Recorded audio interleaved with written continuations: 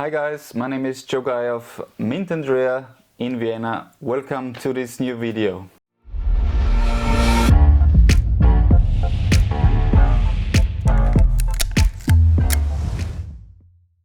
Today I'm excited to sit down with Daria, our digital marketing manager. Hello. She's also a photographer, a digital photographer, so we both come from the world of photography, but from two completely different directions, different approaches. We're going to talk about a bit about vintage cameras, about collecting, about the upcoming Wetzlar Camera Auctions on October 12th, so stay tuned. Thank you very much. I'm also very excited. And actually this idea to bring the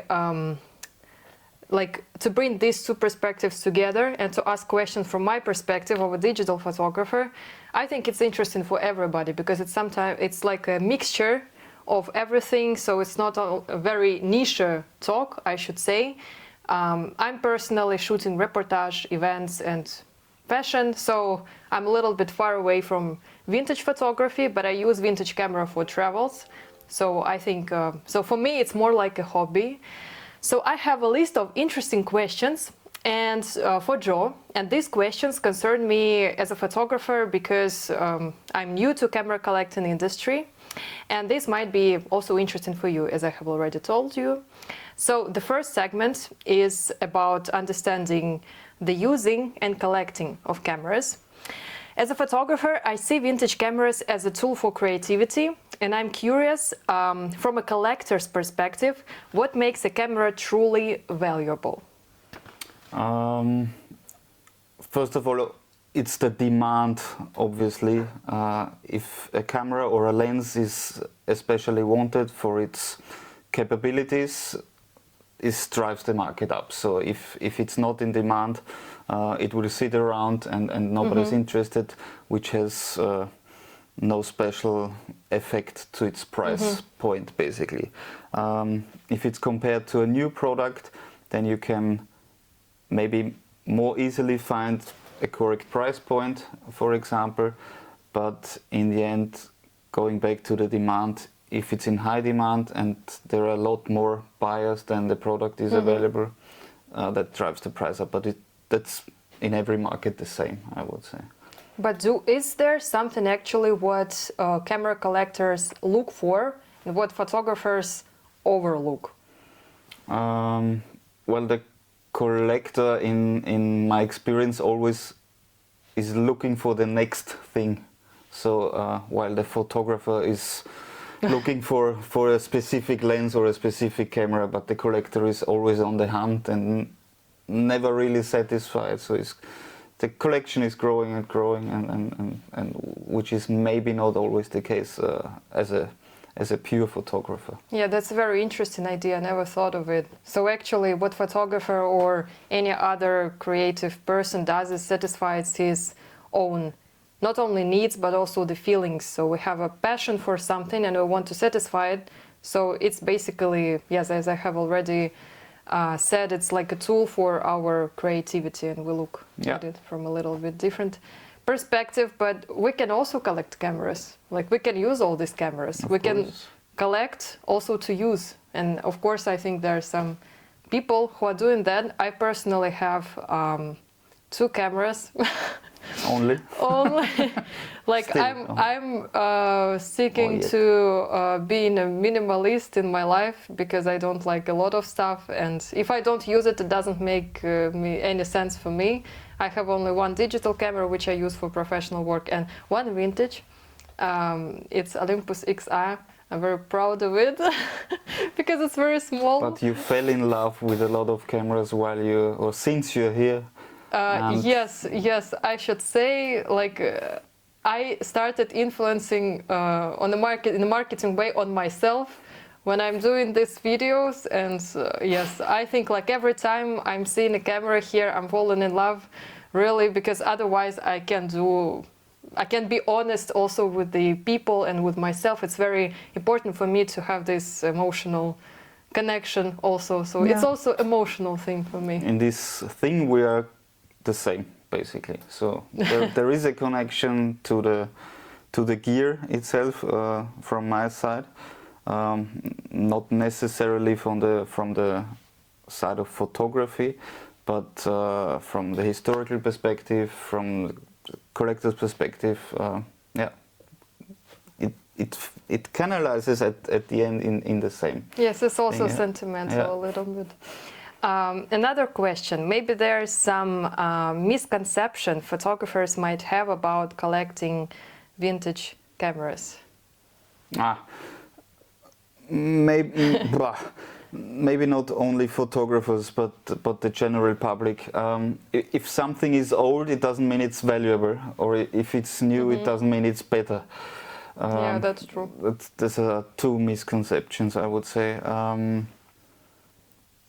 It depends on what you need, what you're looking for, what you want to achieve, how you want to have the image result or appear. You know, there's so many different things going on in the minds of photographers. Also, the young generation with Instagram and the trends. they want to create a special look with a different camera or lens. So, yeah, let's call it that. Yeah, now I think the outer world influences us even more, because we're really, like, that's actually what I do. I also try to influence people, but honestly, as I already said, but there are a lot of stuff around us, and once we open the phone, like, it already heard like our talk, and we will have targeting advertising all over, like, about vintage cameras and everything. So that's something also what influences True, us. yeah. Are there any cameras that you've come across that are particularly special to their historical significance? I know personally you have such cameras, but maybe there's some very emotional also thing for you, emotional story about the camera. Well, in the past 25 years there have been many historical interesting and rare cameras in my hands. Obviously it's a Leica Zero, the very first Leica prototype series from 1923, of which between 23 and 25 have been made. I've had several in my hands. We sold one last year in our auction. But obviously there are other cameras which are historically also very important, or even more important. Maybe the first wooden camera, which is a Giroux daguerreotype camera made in 1839. One of the very first cameras ever made, basically. What else? The cameras of special provenance, for example, from Henri Cartier-Bresson, for example, or so many. Yeah? Just to name a few, but it's exciting to see new stuff, things you haven't seen before. But it's extremely hard for me now to find something that I've never seen or held in my hands before. But every now and then new stuff appears, which is the most exciting part. So always the next exciting part is the most exciting, because So you more into the future. you never know what is going to come, and Yes, that's you can't predict anything, and then you're even more surprised when you find something you've maybe never seen before, or is especially rare, or in a good condition you've never seen. That's nice. Yeah. That's true. I think in order to keep the understanding, or how it is better to say, like to keep the mind fresh in some industry, I think like what I use personally, I just ask another people what they think, like how do they feel about it, because it was an insight from for me personally at Wiener Fotobörse. I asked people sometimes, why do you collect cameras, because this is important question for me also to understand people. And there was a very nice man who told me a nice thing. he told me that he collects cameras because once he once he looks into the camera, he understands that there was a person 70 years ago who looked also there and who made pictures, and it has like, yes, this historical significance. He has a connection to this person. Sentimental. Yes. Yeah. So I was like, it got me. Like I was like, yes, it's very interesting. So maybe like when you ask collectors, it's also a very, like you have the opportunity of talking to very different, interesting camera collectors. Absolutely, yeah. They tell, I think, so interesting. Many different approaches. You know, it can be the camera of a person you admire from a celebrity. It can be the camera or a lens from your grandmother or a relative you're personally connected with, or camera lens somebody shoot images with which you like, or an inspiration from a photographer, or just the historical significance of the camera, or he's collecting a field. There are various types, and all of them are legitimate and have the right of existence. But you can't think of how many ways there are. So yeah, that's true. Quite interesting, very interesting to talk about that. Yeah. So the next segment is basically about cameras versus arts and antiques, because I understand art auctions fairly well, where collectors are often driven by aesthetics and rarity. But how do camera auctions differ from that? What drives the interests, prices in vintage camera auctions? Not too far off. I would say rarity is one of the biggest points, and it's condition. It's always condition. It's priority on the cosmetic condition, and then on the technical condition, because in the collector's market the cameras tend not to be used that much because they're collector's pieces. So the better the condition, the cosmetic condition, the higher the price. If it's a particularly rare piece, then of course the price gets even higher. This is one factor, obviously. And what was the question again? It's actually like the difference between art market or antiques, like arts and cameras, basically. Art and cameras. In auctions. In paintings, you have only one most of the time. In cameras, it seldomly is only one. Of course, if it's a unique piece, like a piece unique in watches, for example, the price can be 2x, 5x, 10x of its original serial production counterpart.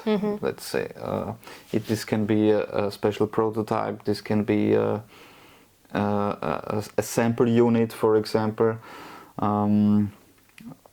We recognize then the price does not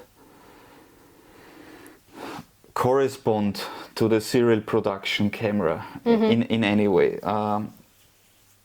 So that's a bit different to the art market, maybe, where there is only one Picasso painting of that and one Van Gogh of that.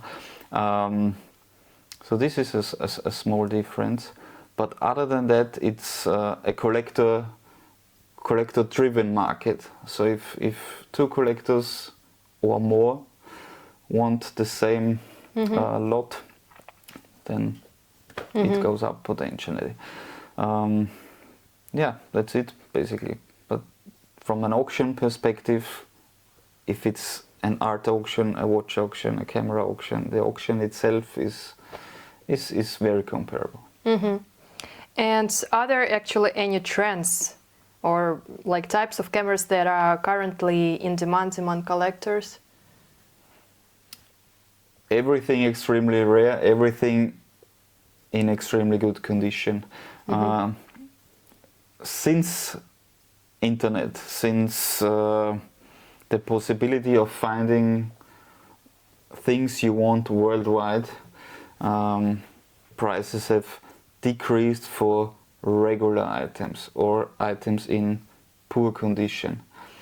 Before the internet, people would have sent faxes or printed photos made with an analog film of the product, shipped them by postcard or whatever, and this was enough.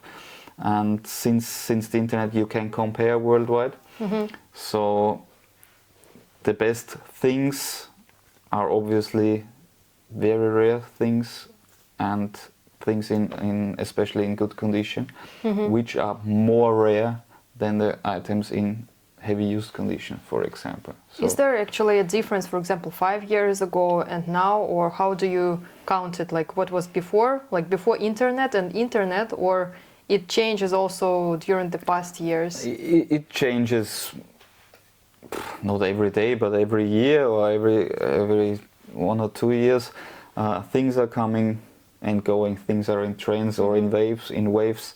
I would say so. 5 years ago, there was special interest for rare cine lenses for a small format, for the micro four thirds format. This has slowed down now.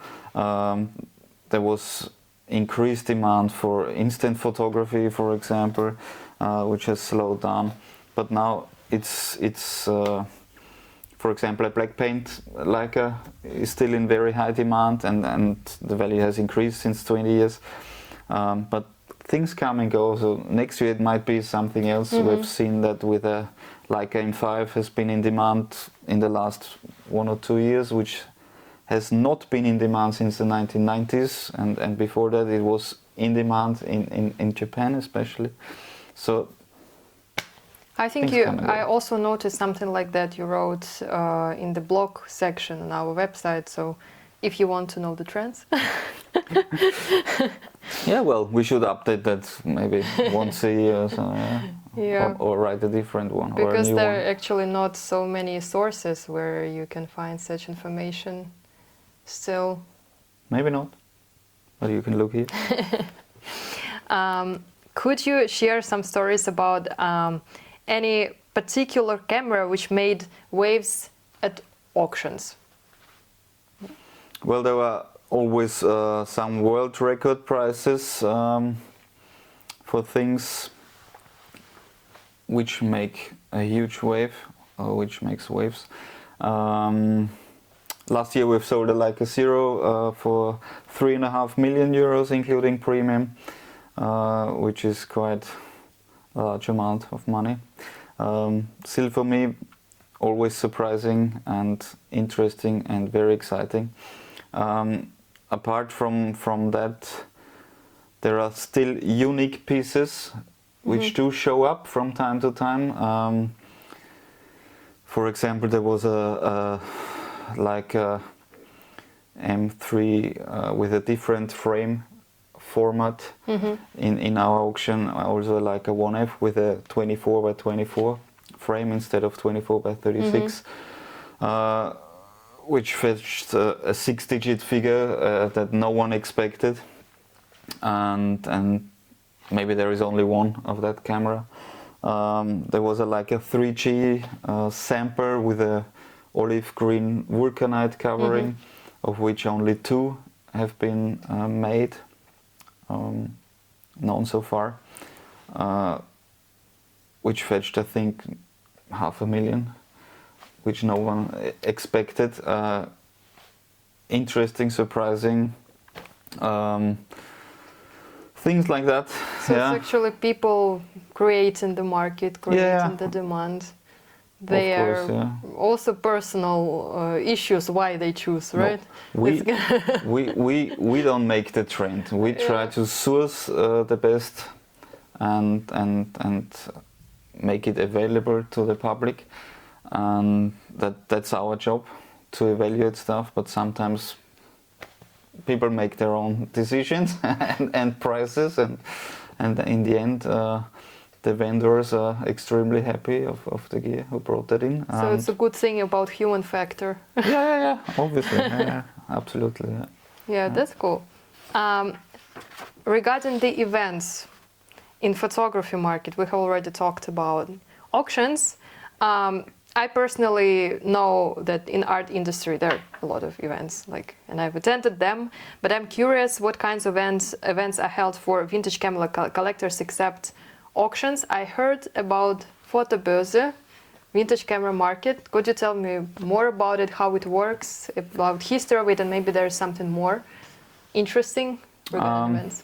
The Fotobörse in Vienna was founded in the 1980s, for example, but there are photo camera fairs all over the planet. I know of in Europe maybe of 100, between 100 and 200 a year, in Germany, in France, in Austria, in Italy, and Holland as well, the Netherlands. So there are many opportunities to go to camera fairs. It's maybe every week there is one or two or even three, and you can still find good stuff. You have to search. You have to be there early. You have to have luck to be at the right place at the right time, which is tricky because there are hundreds of people looking for the same thing and are hunting. But sometimes you're lucky, but the days where you could find real bargains are really over, because as we mentioned, if you can look up prices in the internet or from the past or from past auctions or whatever, more or less everybody knows what they have, how much they can ask. They want to make a good price. We want to have a good price, so we have to meet in the middle somewhere. And if we are both happy and satisfied, then there is a deal, basically. But apart from that, everybody knows what they have. So you can't find anything at a huge bargain or to make a huge profit. But that's fine. We all have to live, and everybody has to be happy, and has to be good for both sides. So that's good. It's also a little bit changing to find any information about these photo markets. You told me it's 200 in Germany or something like that. Yeah. Well, in Europe, yeah. Yeah, I made a little research, and it was hard for me to find all of them. Not so easy, but there is a website. I think which we could link to, and then you'll see all the camera fairs. Yeah. Shouldn't be a problem. I think that these kind of events should be kept very lively now, even though we have internet, but it brings the feeling of importance of the industry, of the cameras. It also connects people, because it's very important also in any industry to know, connect people. It's very different if you're personally in touch with somebody who you want to sell something or who you want to buy from, than going through WhatsApp or the internet or whatever. So it's totally different. You can see the connection attached maybe to the product, and then you tend to pay more. You always tend to pay less, but this usually never happens. But it's really different, and it's dying, unfortunately. But we are keeping it alive. The photo community is keeping it alive. It's a small world where almost everybody knows each other, which is always fun, because it's like family. When you go to a camera fair, you always meet the same people, and you chat a bit, and you make friends. That's quite nice. But of course, it's going into the online direction. Yeah. But yeah, that's why the photo camera fairs are so nice. I see. Maybe these kind of events influence somehow the market. I understood already that it doesn't have so much influence already, but maybe there still such events can influence somehow the prices or trends, or it wasn't before. Well, this was before the internet, obviously, yes. But nowadays, I wouldn't say that a camera fair can influence any price, any demand, because the general things are so widely available through the internet. It's just that personal connection, you know, with a dealer or friend or other collectors, which make that especially nice. But if you don't have access to the internet, or or aren't familiar with Facebook and all the marketplaces online, then you have to go there, but you will enjoy it 100%. Yeah. So for a newcomer in the industry, it's still good. Yeah, of course. Yeah. You can find for users especially. Maybe not so much for the collecting community, because there are dealers everywhere, obviously, and trying to make a bargain. But for users, for photographers, you can still find reasonable deals there. You know, if you're on the hunt for not the biggest rarity, and you have a wide selection on the web, and you search for a specific, I don't know, Canon, Nikon, whatever lens, you can find them, and you can make good deals, and then you can try it out and test it out and compare it. Take your camera with you and try it out. So that's a good thing, yeah. So looking forward to see it again. I we guess will visit a few, yeah. Also in November, yeah. There's Wiener Fotobörse. I think also it's a good chance to meet the people from the industry and to meet us and to look for new cameras. And also for me, like I visited a couple of such markets, and it was always a lot of fun. And what I noticed is that like new people, like young people, are also more engaged into this industry, and it's very nice to hear that and to see that basically. And yeah, that's what makes me happy, also to see little changes. Well, we are organizing the Vienna Camera Fair twice a year, and took it over, I think now 7 years ago or something like that. But you did a great job on social media, Instagram, so a lot of new photographers, some collectors, but interested a young generation was showing up since you made that public on our channel on Instagram and the other channels. So that's very good to see that new generation is coming up and following and interested in that kind of stuff. Yeah. I think that's something what we should do, because doom scrolling in Instagram and TikTok and all other stuff, it's already getting a little bit annoying, and we should meet and also work in my personal life on that, to go offline more and to do more offline things and to notice life, and for also our subconscious level, for our mental health, it's very important. So vintage photography is good for that. That's the upcoming Wetzlar Camera Auction. Tell me more about it. It will be less than in a month, actually. And what can we expect? And like maybe there's some standout items on the list. Next auction is on October 12th, 2024. We will present and auction some really special cameras. The catalog is available already. The printed catalog is available. We are on live auctioneers as well, so if you have any requests regarding the condition, you can see everything there, lots of images. There are very exciting items there. There is a flyer here for a Leica M4, which was formerly used by the photographer which documented the artworks of Christo and Jean-Claude. And Christo wrapped up his Leica M4 as a gift to the photographer and that's a unique piece, a piece of art, more than a camera, I would say. This will be in the auction. Then we'll have like a prototypes from a very good and well-known provenance.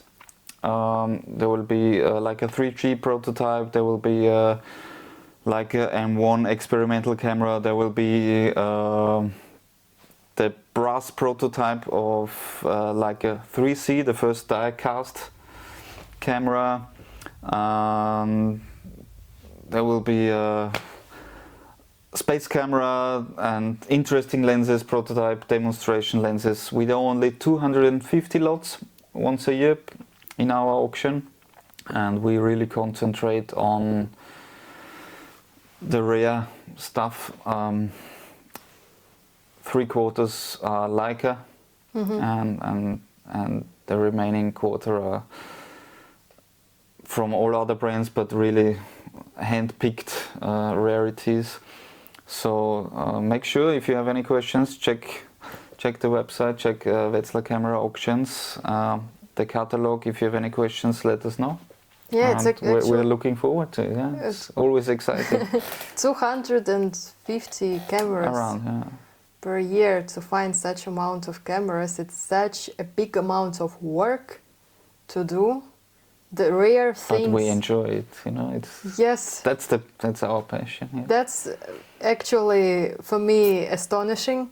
I'm getting very emotional in that, because I like this buying selling process. I tried a little bit myself, and I should say it's more. It's so difficult, because you need to know people, you need to know what you want, you need to know how to get it. It's so many pieces, and it just astonishes me. This well, obviously it grew. It didn't just happen, you know. Of course. But we're excited every year. You know, what is going to come, and what can we present to the collectors, and some pieces it's hard to let go, you know. Yes, that's what I thought right now, actually. And each auction would make an amazing collection already on its own.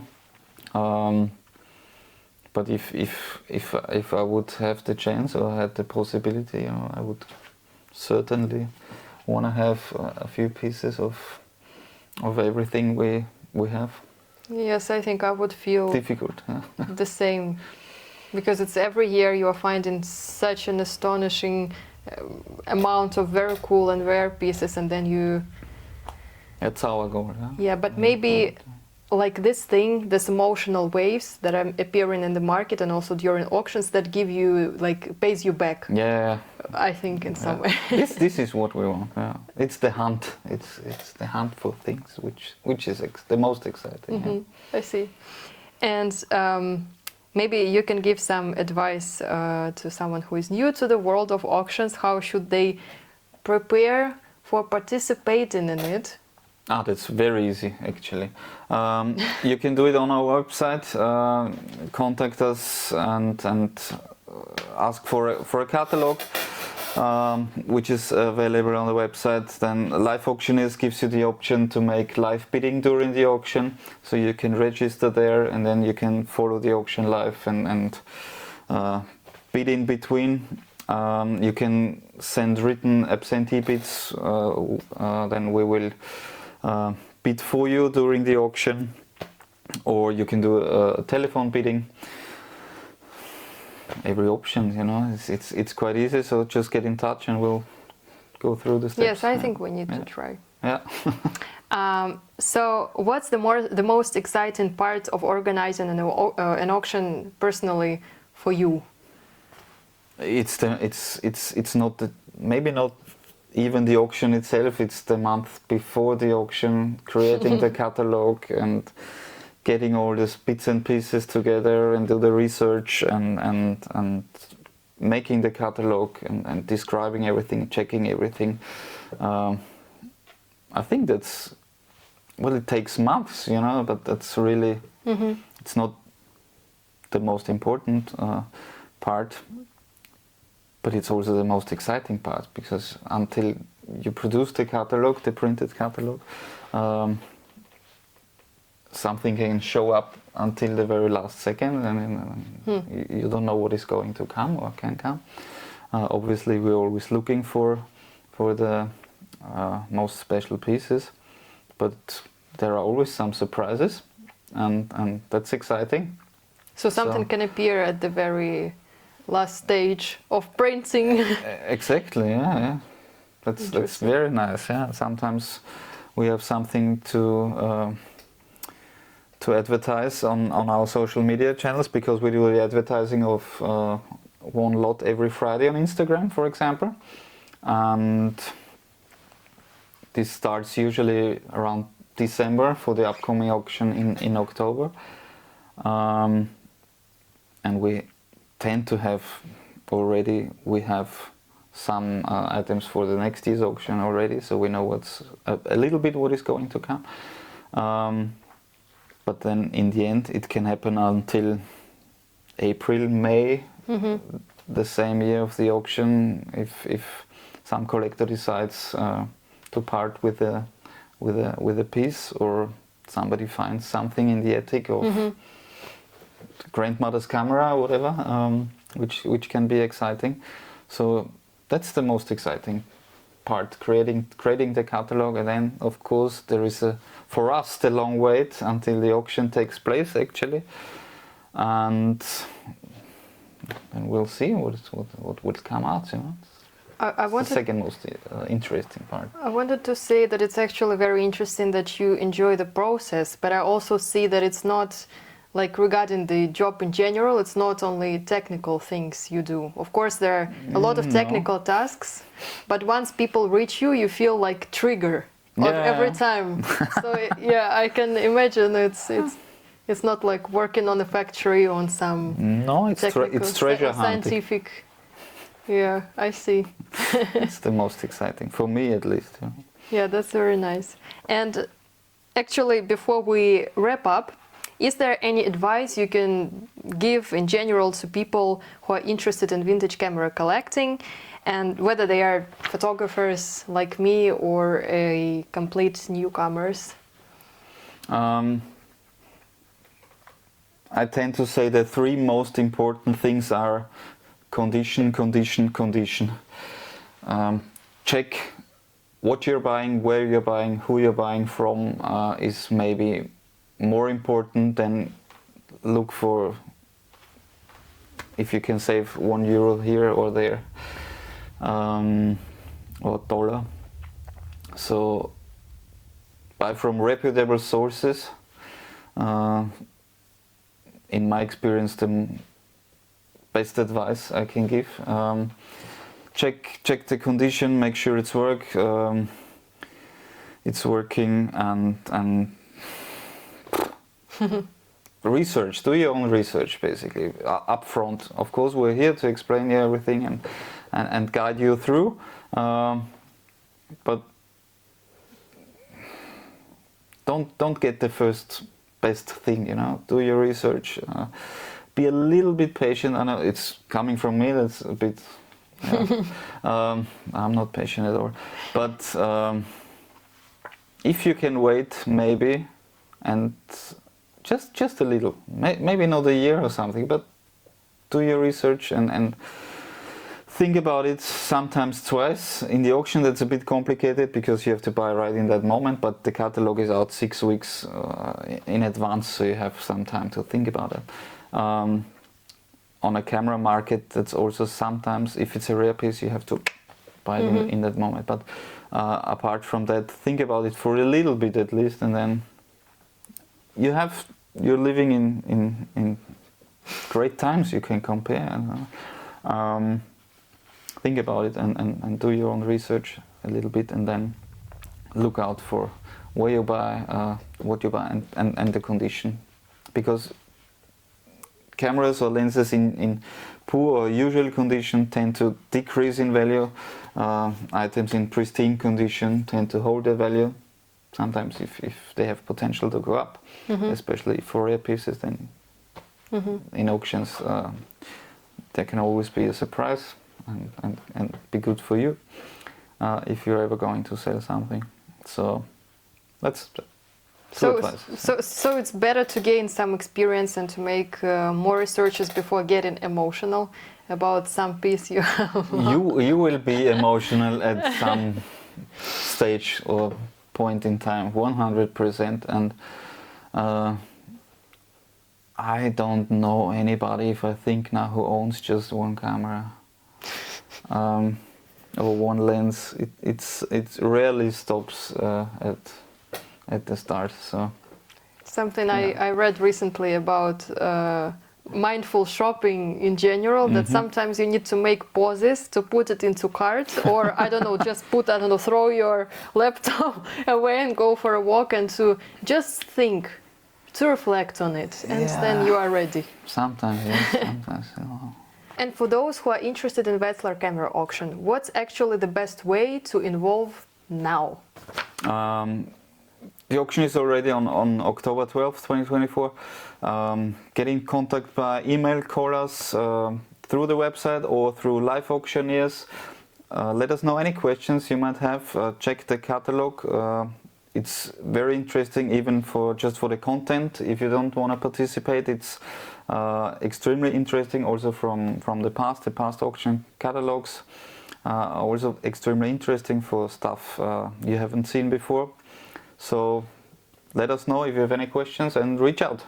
Cool. Thank you very much. It was very interesting, very useful. Also need to have a little walk after all this to reflect on the things we have discussed from a photography point of view and now from a vintage camera collector point of view.